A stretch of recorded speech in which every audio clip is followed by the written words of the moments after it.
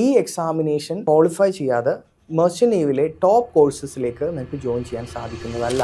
രണ്ടാമത്തെ സ്റ്റെപ്പാണ് IMU-CET എന്ന് പറയുന്ന കോമൺ എൻട്രൻസ് എക്സാമിനേഷൻ ക്ലിയർ ചെയ്യുക എന്നുള്ളത്. ഇന്ത്യൻ മാരിടൈം യൂണിവേഴ്സിറ്റി ഈ എക്സാമിനേഷൻ വർഷത്തിൽ ഒരിക്കലാണ് കണ്ടക്ട് ചെയ്യുക. Mostly in the month of May, അതായത് 12th കഴിഞ്ഞ് ഒരു 1.5 months ഈ ഒരു എക്സാമിനേഷൻ നിങ്ങൾക്ക് കണ്ടക്ട് ചെയ്യുന്നത്.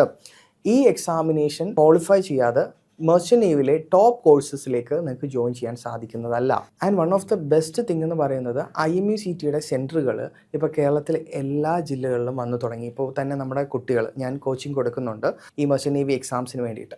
അപ്പോൾ പല കുട്ടികൾക്കും അവരവരുടെ ജില്ലകളിൽ തന്നെ IMU-CET സെൻറ്റേഴ്സ് അലോട്ടായി തുടങ്ങിയിട്ടുണ്ട്. അപ്പോൾ തന്നെ കേരളത്തിൽ ഒരുപാട് കുട്ടികൾ അത് എഴുതുന്നു എന്നുള്ളതാണ് നമ്മൾ കൃത്യമായിട്ട് മനസ്സിലാക്കേണ്ടത്. +1 +2 സയൻസിനോടൊപ്പം തന്നെ നിങ്ങൾക്ക് മെർച്ചൻ്റ് നേവി കോച്ചിങ് എടുത്തു തുടങ്ങാം. അതും കേരളത്തിൻ്റെ ഏത് ഭാഗത്ത് ഇരുന്ന് വേണമെങ്കിലും നാവിഗേറ്റർ വോയിസ് ആപ്പ് വഴി.